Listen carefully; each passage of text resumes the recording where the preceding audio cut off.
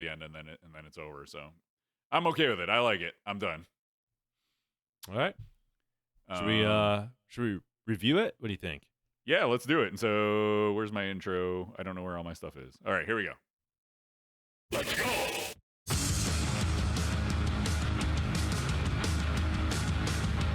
am okay. Looks like there's more, at least I've gotten waiting for. Are you ready for your eye exam?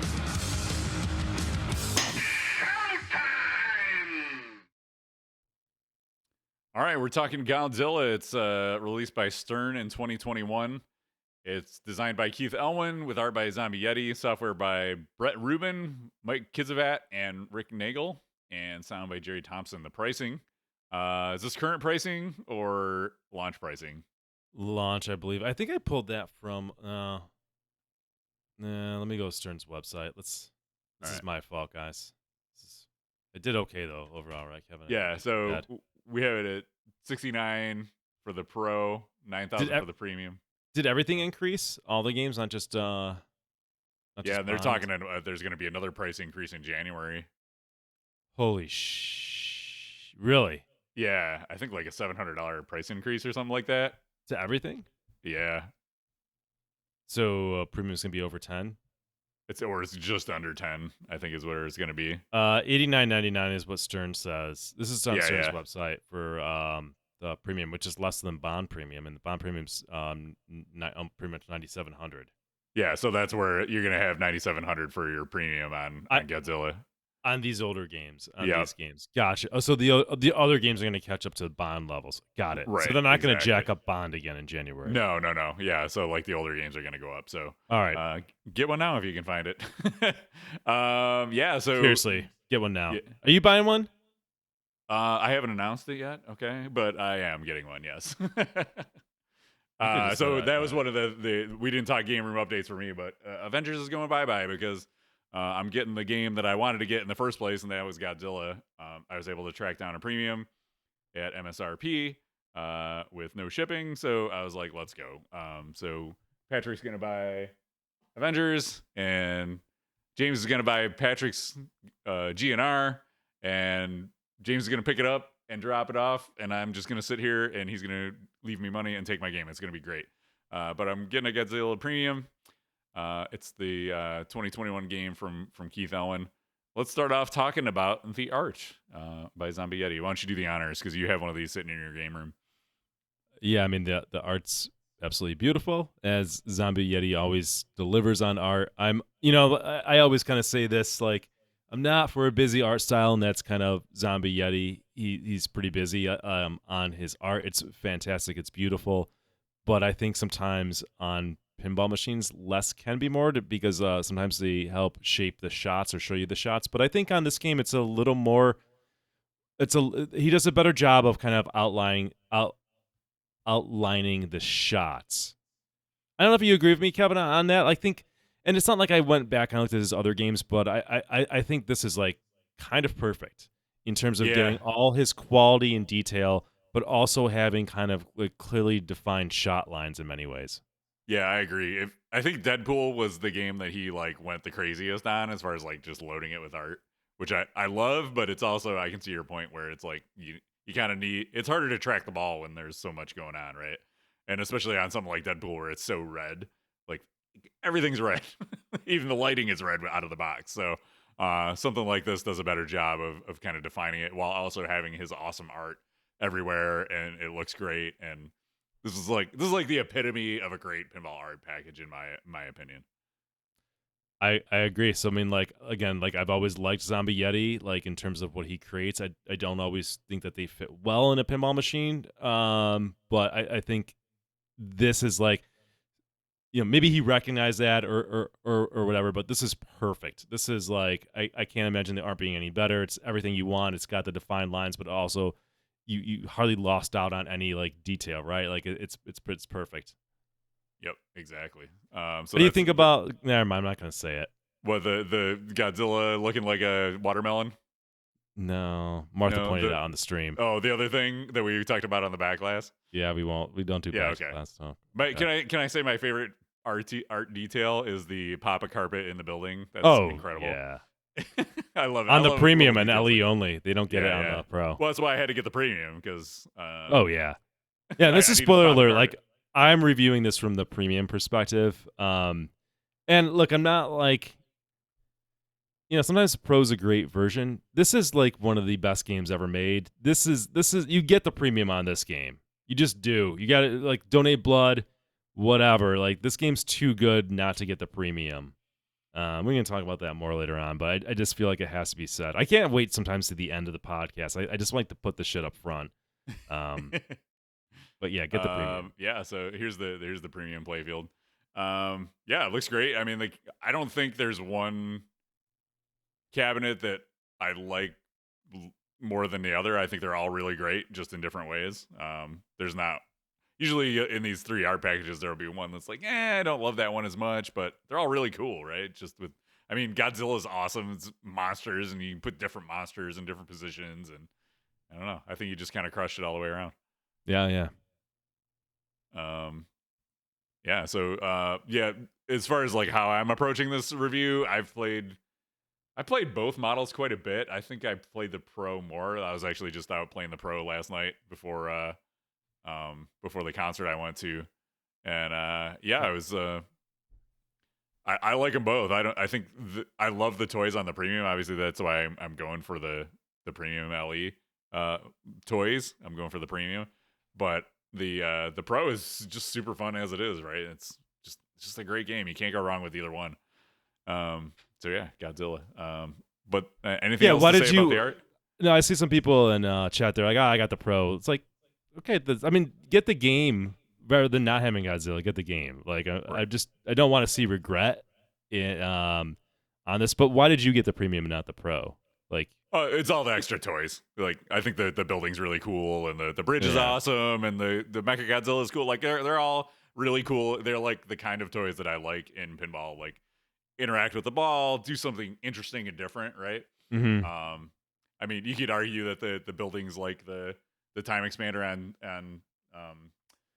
on Doctor Who, but it does ball diversion and things like that, so it's different. Sure, it goes up and down, but it does a lot of different things. Yeah, it's way more than I originally thought it was up and down, right? And you're like, okay, well, you really need to see that trick every time? But like you said, it does divert the ball. The ball kind of goes at different points in time, so there's like different levels to the building, and the ball will divert based on those levels. And also what I didn't immediately recognize before I even got the game was that like you can shoot the ball through the building like you can on the Pro, but also you can hit the building. Maybe that's on the Pro as well, but I thought that was cool. We're jumping around and that's fine, but like I would say that I think the building's cool. My favorite toy on the game is actually the bridge, surprisingly enough. I like how it just kind of violently shakes and wobbles, and when you finally destroy it, the thing kind of like does like a medieval madness type of, violent back and forth opening up. And then what really surprised me with the bridge was when you get to the bridge multi-ball and it's ready and you shoot at the bridge and the ball kind of is going towards the bridge, but the bridge breaks, it can fly off that thing. And that was like, and sometimes it flies off and the man that grabs it, sometimes it just flies off. And like you can approach it from the left or right ramp. I don't know how the game decides like what ramp you have to hit because it's different sometimes. But like that was like a surprise in pinball that I really loved when it first happened, and I still enjoyed. I think the bridge is like the unsung hero of the premium and LE. Yeah. Has your plastic broken underneath the bridge or no? So on my version, they scaled back the plastic. Oh, cool. So I'm sure mine will have that too. Yeah, that's cool. Yeah, because I know I had seen people were putting like metal things there instead of the plastic in some instances and things like that. Yeah, and plug for Dr. Ben, he's got that. So if you have that version, and then the other thing, we'll just tackle the toys now. Might as well. Yeah. You got the Mecha Godzilla, so that actually changes the. I always talk about this like when you have a game that changes the geometry of the playfield. I think that's usually fun and cool. You don't get that on the Pro. This is it starts off with a spinner. The spinner's more forgiving and wider on the premium and LE. It's actually easier to hit that, and then once you hit that enough times, it kind of rotates. It's like a lazy Susan type of thing, and then it becomes like stand up targets to hit. That's like his shield and barrier. So again, there's legit, I think, really good toys on this compared to how we were just talking about Bond, and seemingly those toys are not like, on the pro and premium, they don't seem like at this caliber to get super excited over, going from like the pro to the premium. Of course, we haven't played Bond yet, so we'll reserve judgment on that. But on this, there are, I think, significantly good toys to nudge somebody in that direction. You can tell like this license is like not only is Keith Elwin an amazing designer, right? He's the best thing going at CERN right now. But this is also a theme and a license that he loves, and he put that passion into this game on all levels. So like all these toys are really cool, interesting, unique, and they fit the theme, right? It's not just like, oh, I think of Tron. It's like, oh, Tron has discs in it, so we're gonna put this spinning disc in it that we had in Pirates of the Caribbean, and that's gonna be our toy. It's like, no, we're gonna do some really cool custom stuff that fits the theme and is also fun to shoot. And has cool, like, they create pinball moments. I know that's kind of a cliche, but they do, right? The building collapsing, the bridge collapsing, the ball getting held on Mechagodzilla's chest. Those are all like cool interactive mechanical things, and that's what I like to see. Yep, agreed. Yeah, so it was hard not to jump into the toys, but let's go back and talk about sound. So I think you could probably talk to this better than I can, but I've heard a lot of this game, and I really like what I hear. Yeah, a couple things stick out to me. I like the announcer voice. It's great. Like I'm not like a Godzilla fan per se, so I probably watched the movies when I was a kid, but I don't remember much. But the announcer voice is really good. It lends, I guess, authenticity to it. You can switch to Japanese narration, which is, again, that's like a nice touch, right? Like it being thematic and showing that this is not just let's get the job done, but actually putting some thought and passion, and that's an extra cost that they didn't have to do, and this game still would have been amazing without it, and yet they do that.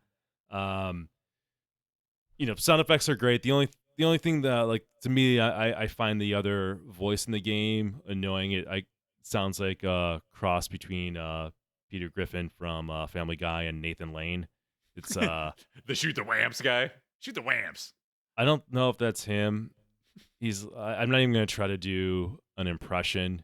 I'm not feeling it, but it's I've seen other people on Pinside, so I don't. It's not just me.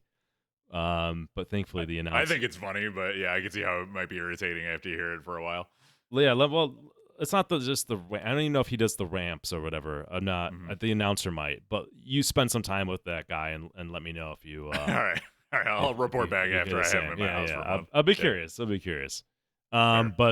then you get into the music, and the music's really good. It's got, I would say, kind of like a 90s driving guitar, maybe alternative like vibe to it, like that era. So yeah, it's kind of generic rock, but good, right? It gets you pumped. It's fitting. So great sound package overall. Yeah, I remember we were playing. So we played this on the Bro Show recently, your new premium, and I was like, oh, this one kind of sounds like Danger Zone. So there's like this one is it when they do the Jet Fighter? Is it during Jet Fighter when that happens? I don't know. I like that song. I like the Titanosaurus like 80s-ish song. Like those in like the Martha Likes the Power line song or whatever that plays then. I say those are all really ones that stand out and are good. Yeah, I agree. Good music. So good job, Jerry Thompson. He does a good job because I like his work on Ghostbusters a lot when I had it too. So he does a good job of taking these licenses and really integrating the feel of the era. And so he had songs in Ghostbusters that they reminded you of the music, even though they didn't necessarily have the license for all the songs that were in there. They're very evocative of that era. So he does a great job. I'm a Jerry Thompson fan, I think. No, I'm just gonna say, I mean, Stern across the board. We don't always, at least I don't really pay attention a lot to the name of the person who's on the audio, but like it's usually consistently good across the board, no matter who's working on it. Like that's Yeah. something that I think Stern deserves a lot of credit for. It's just they do good sound and good music overall. Yeah, it's funny when you look at some of the stuff that like some of the newer manufacturers put out. It's like sound and lighting it's like night and day between Stern and JJP, and you see it with like Scott Denisi's games are really good because he's a very talented person, but it takes a lot of work, and it's an art, right? It's not just like, oh, I'm gonna make these lights turn on and off, and you need to choreograph all of this stuff to make you feel good about your accomplishments and get the feedback from the games that you need to know you're doing the right things, right? Yeah, for sure. All right, that works us right into display and lighting. So I think of this game, one of the things that I really love about this game, one of the things that kind of pushed me over the edge to getting this is my son and I played it when we were on vacation in Florida. We were just dying, like looking at the video clips they pick for like the different parts of the, the tilt animations and the guys dancing around, or like the derpy like Godzilla that comes up when you get power ups and things like that. They're just so good, and they always make me laugh. And it goes back to the point of like, somebody knows the source material inside and out when they're like, oh, this needs to be this really goofy looking version of Godzilla right here. Or, Godzilla comes in and he like throws something, super cheesy looking. I love all that stuff. Yeah, I like Godzilla when you get like the secret combo, his eyes, like he looks like back and forth. Like it's that's the one. It's good. It's so good. You're right. Yeah. Again, this is a game that's like a labor of love, like zero phoning it in, zero like this is like 100%. We're gonna make the best. I love this theme. We're gonna make the best game we possibly can.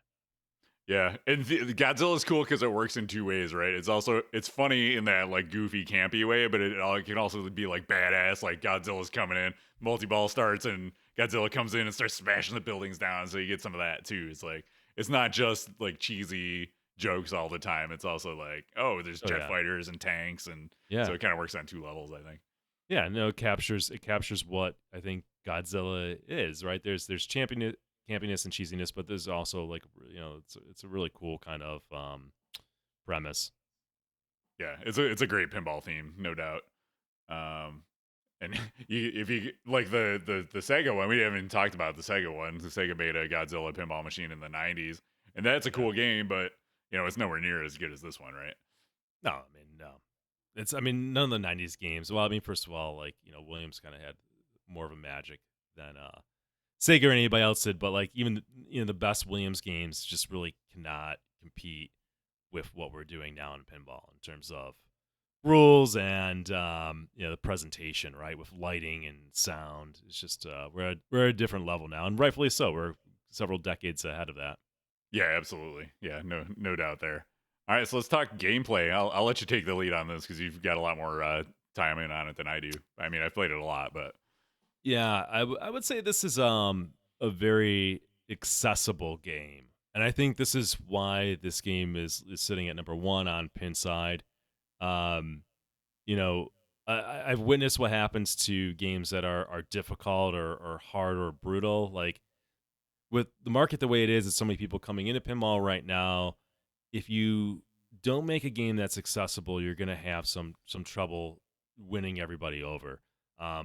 Godzilla works because it's accessible to all skill levels. Somebody who's just, doesn't nerd out, isn't competitive, the casual pinball player could probably do something cool.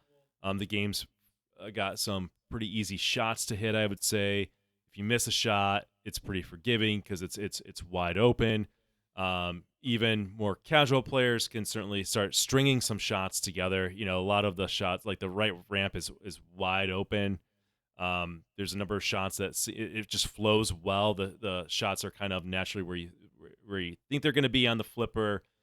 So then you start stringing some shots together and you feel pretty damn good. And better players are just going to string even more shots together and feel even better.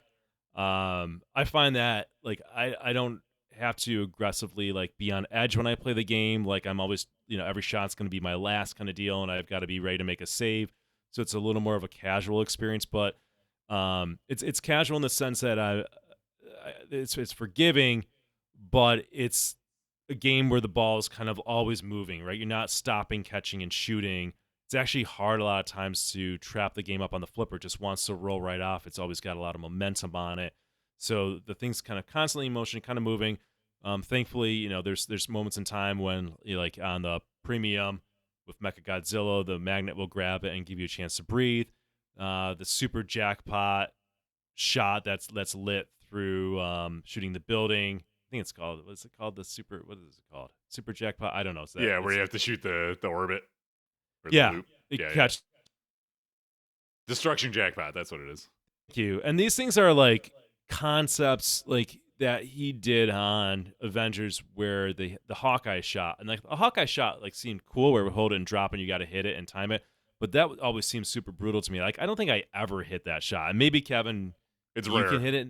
It's rare. Yeah, it was like a cool idea, but in execution, it wasn't fulfilling and it became frustrating. Versus now, like the speed's reduced of this because it's not dropping vertically.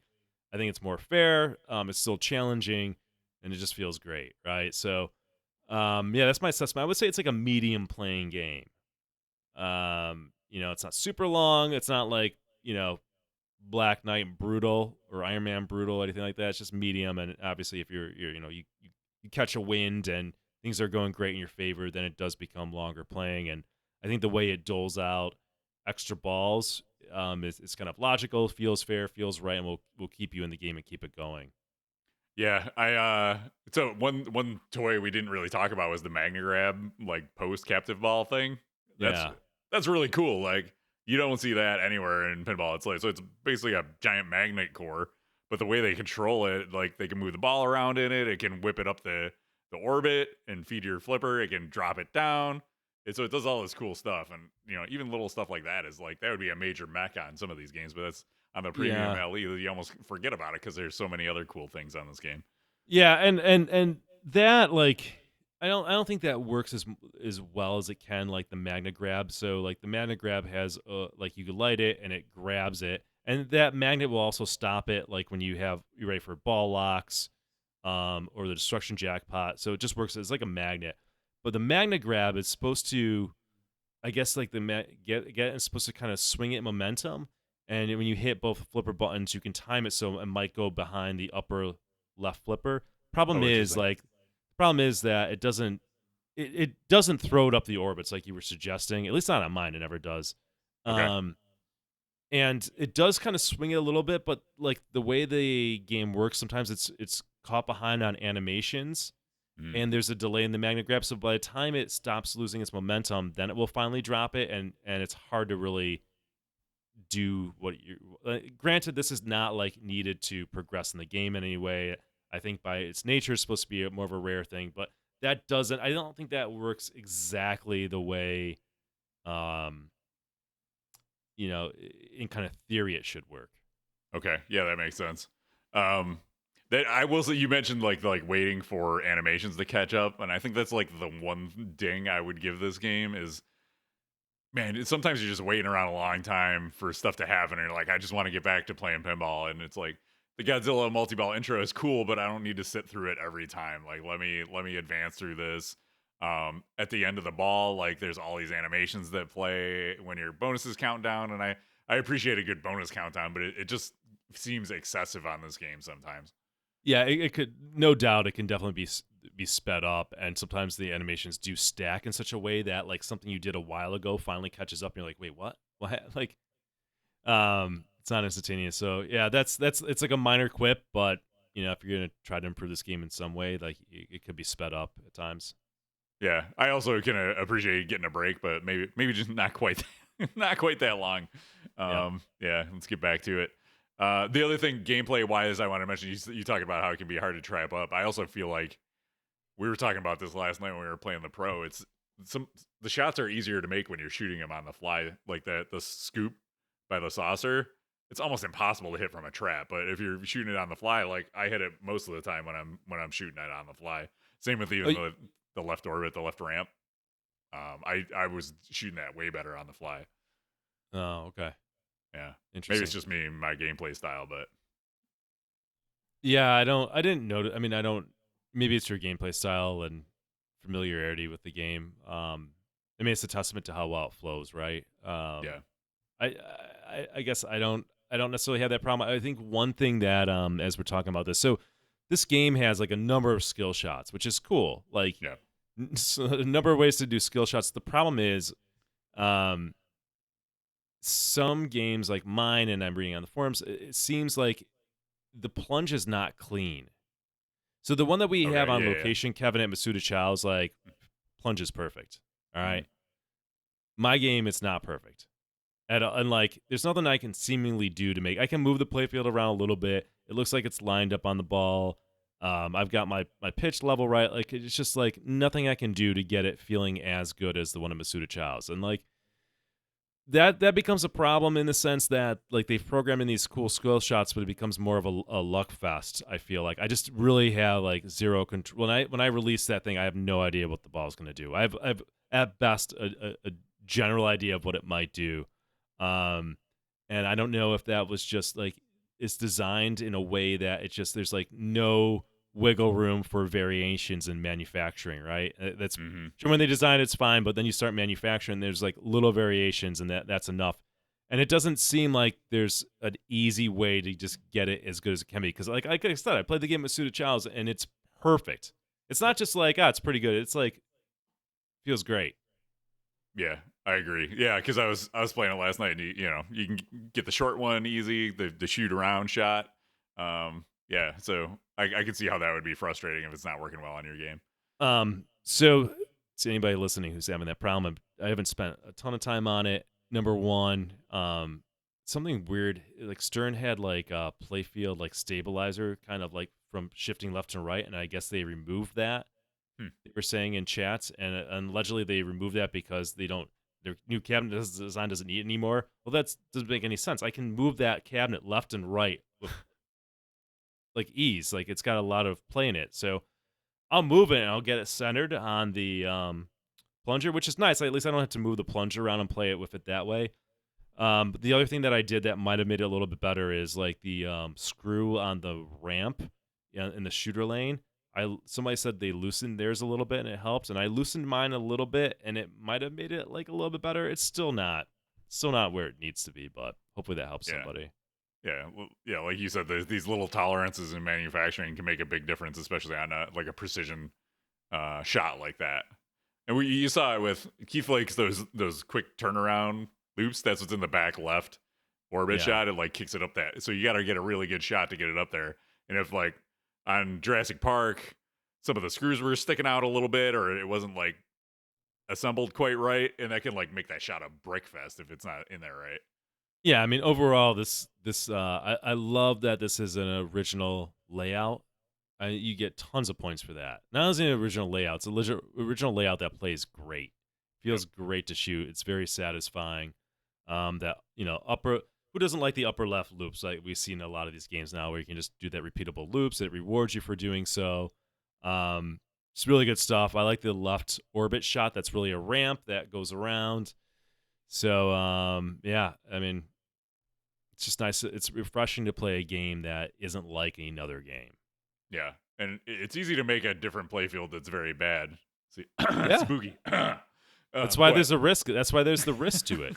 Like that's why I'm sure like a lot of the veteran designers just stick to like what they know. It's too much of a risk, but Elvin don't give a fuck. Yeah, got this shit. He knows. I feel like this is the game where he finally figured out that everybody cannot shoot like he does, and he scaled it back a little bit. Jurassic Park was really cool, but some of the shots were really hard.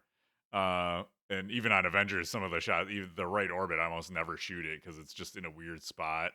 And if you're Keith Elwin, I'm sure it's no problem. It's like, oh, I'll just shoot this orbit as much as I want. But Godzilla, I feel like he found kind of the sweet spot where the everybody can have some fun on this game. You might have a hard time with the left orbit shot, but you're gonna be able to shoot the right ramp and the big super jackpot loop and everything like that. You're gonna be able to do most of that without much hassle. Yeah, I think every shot in the game is fair. Every shot in the game is really good. Again, majority of shots are easy. Even the ones that are a little more difficult, I think, are perfectly in the realm of like difficulty. Like I want some shots that are a little more difficult, like that, left spinner, right? Mhm. Like let's have a shot that requires you to be a little more precise. I mean, that's pinball.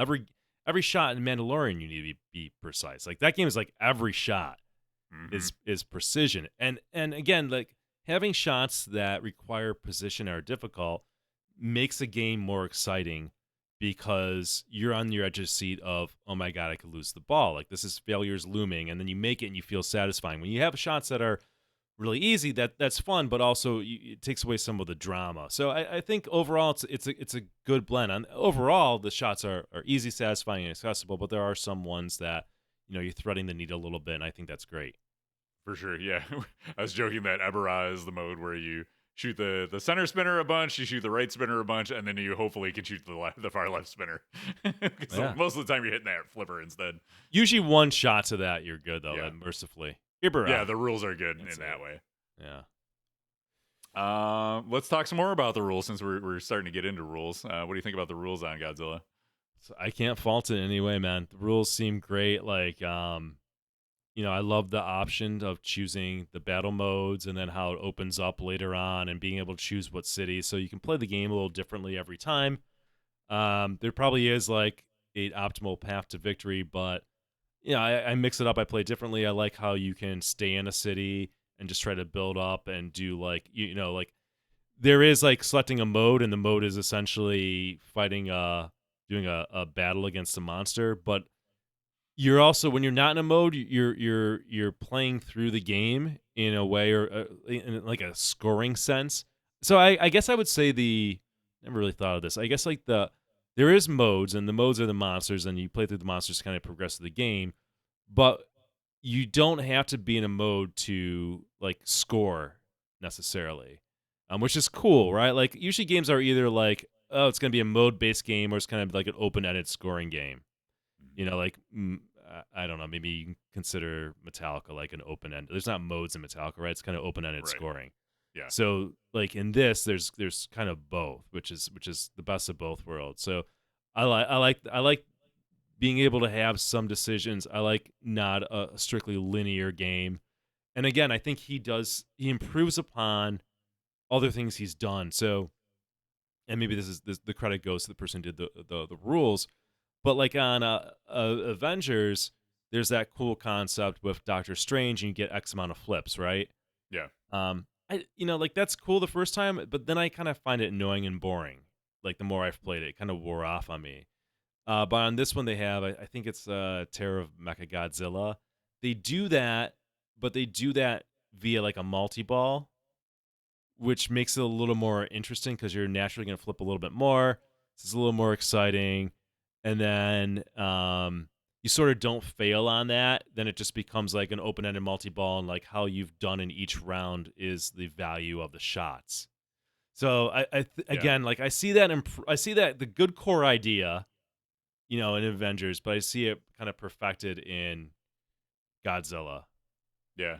Yeah, it's cool. It's cool to see the evolution of like, yeah, because it's like, oh, that's cool. Limited flip mode. What more can we do with that? And what do people like about it? What don't they? And we can even improve on it and make it better.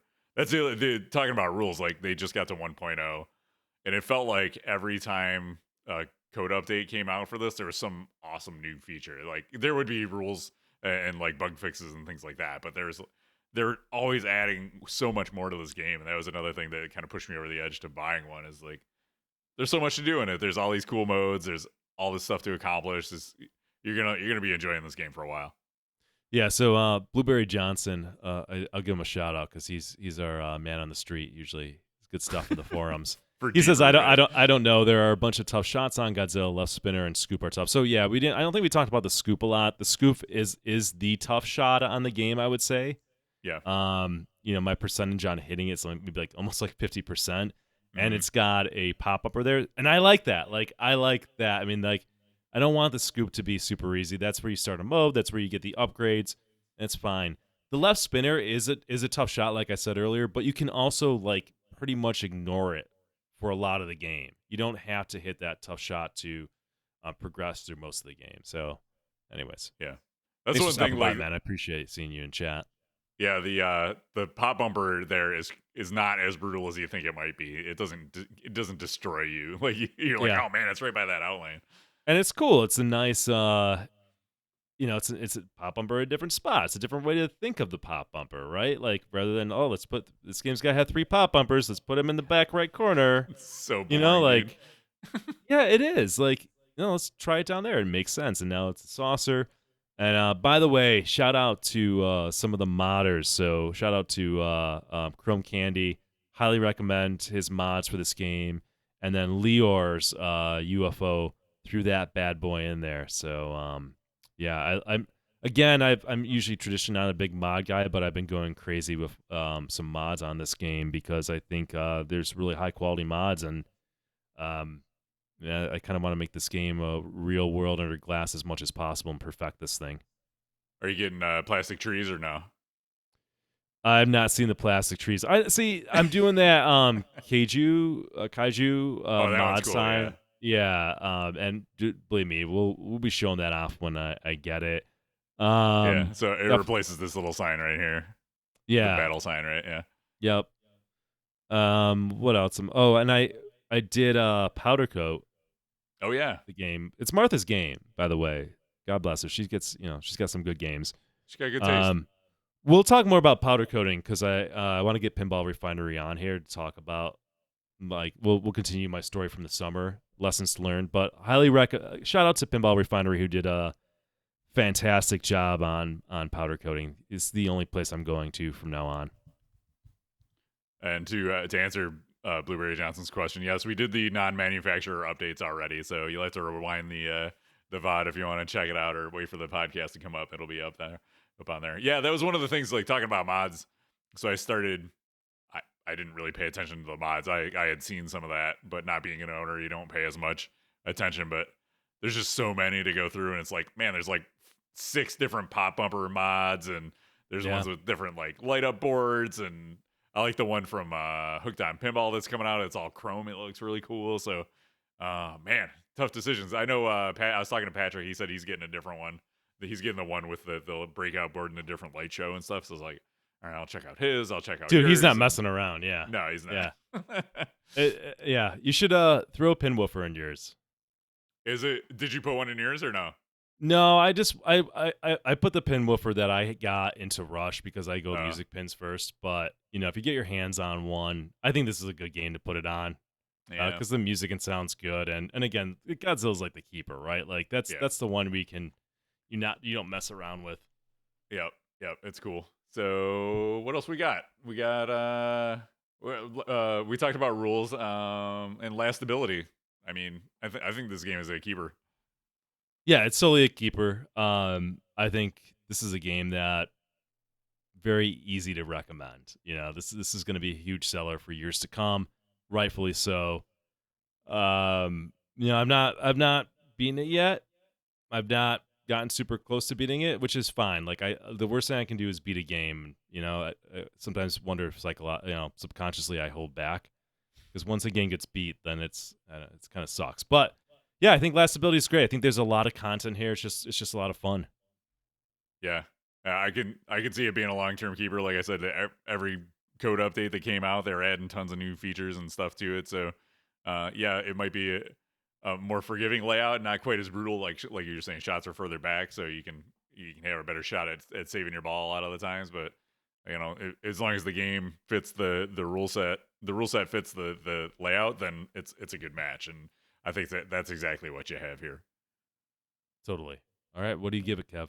All right, I'm gonna give it a 9. I think this is like I struggle. Like I don't like. I want to play it more in my house before I rank it. Like I feel like it's like a 9.5, but I don't know if it's that good. I feel like it is, but I don't know if it is. But so I'm gonna put it at a 9 right now, and that can be to be determined once I get more time on it in my house. And do you differentiate between the pro and premium when you give it that rating? Like, I know we don't normally get into that, but we both play. I think they're both really good, man. I don't think you can go wrong either way. But the toys and stuff on the premium are really, really cool. Yeah, I think it's a great game either way. yeah. This is the first game that I reviewed on the podcast. I'm gonna give it a 10 out of 10. Oh, shoot. Perfect 10 So, from Nick. Dude, I don't know how you make a better pinball machine. Like, you can Yeah. have other pinball machines that are 10s, but I look at this game and I struggle to think what could they have done differently that would have made it better. And a lot of times that's where you differentiate and you start lowering the rating of a game, where you're like, oh, they could have done this, they could have done that. This Yeah. could have been a little better. You know, like you get into that. But it's a total 10 out of 10. Yeah. Total 10 out of 10. I can't disagree with you there. It's the same thing. It's like, well, so I was just judging this is for work.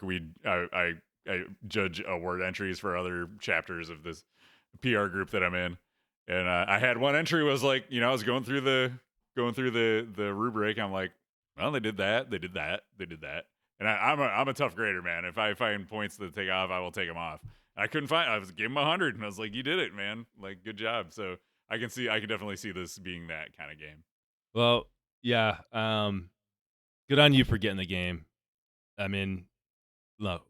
I said premium's the way to go, and I stand by that. But no knock to anybody who has the Pro, and for whatever reason you have the Pro, it's a great game. You're better off having this game than not having it. So, however you got to get your hands on a game, I totally recommend it. It's hard to go wrong. This game is just a good example of just how good pinball can be.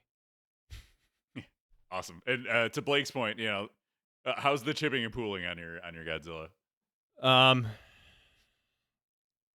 won't go into it too much.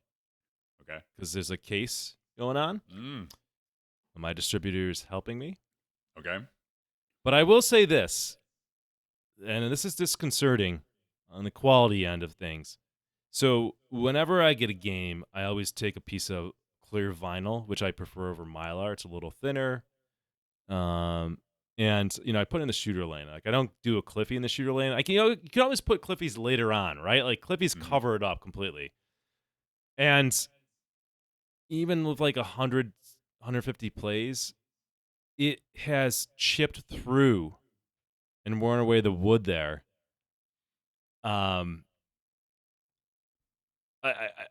This is lowering down the trough stream to the lowest setting. Yeah, it was going to be This my is after question. This is after having the game for a little over a month. I've never seen a game wear like that ever. The Walking Dead I sold. The game's 7 years old. God knows it's got over 1,000 plays.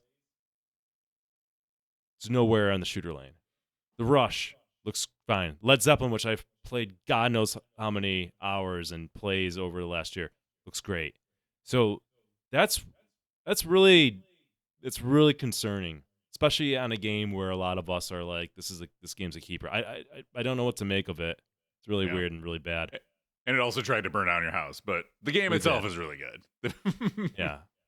If you want to hear more about that, go to last month's podcast. Then Yep. you can hear all about that, the trials. All right, so that's gonna do it. We do have. Stay tuned though. We got a brand new episode of Topper Talk with Goran coming up, so don't go anywhere. But before we wrap it up, you can give us a follow on all our social media channels. Check us out on Twitter, Instagram, YouTube, Facebook, and join us on Discord at discord.gg/Buffalo Pinball. Shoot us an email. We haven't gotten an email on us. I want somebody to send us an email. You can say whatever you want in the email. We'll read it on the we might read it on the show next month. You can email us at talkpinball@gmail.com. You can support the channel through Twitch. You can subscribe with your Twitch Prime account for no extra cost if you have Amazon Prime over at twitch.tv/Buffalo Pinball. We have a PayPal account if you want to just drop some cash, buffalopinball@gmail.com. And you can leave us a review on your favorite podcast listening platform of choice. If you could. So we don't have a lot of reviews on Spotify. And on Spotify, if you're listening on Spotify, all you have to go in there is click the 5 stars. It's just real quick. It's right on the page. Boom. Give us a 5. Appreciate that. It'll help bring us to the top of those rankings when people search for pinball under reviews on Spotify. So, all right. Until then, anything else to wrap up the show? What's the final word, Nick? Go out and buy Godzilla. Go out and There you go. buy it. Get a Rush Get it. 2. You're crazy not to have a Rush 2. But yeah, get both those games. Just like that. Just buy both. That's what Nick Lane says. Don't be afraid to sell games. I was afraid to sell games for a long time, and I thought, well, I'll never get rid of this game. But, once you rip the Band-Aid off, it's fun and easy. If you got a game that you haven't played in months or even a year, why do you got it? Go out and get one of these new games. They're fun. Play more pinball. Yeah, it is fun to get new games. Like that month where I got both Weird Al and Toy Story, I was like, oh man, there's like so much pinball. I'm gonna play more pinball. It's so good to have The new games. serotonin hit. You forget when you're unboxing that game, and before you get to the part where it doesn't boot up, or when you're unboxing it and you see the truck come, you kind of forget that like every second, every hour, every day, every week, every month, every year, you're hurtling towards non-existence. Buy a pinball machine. It'll make that wait even better. That's right. All right. And you know what else makes it better? Topper Talk with Gorn. Bye, everybody.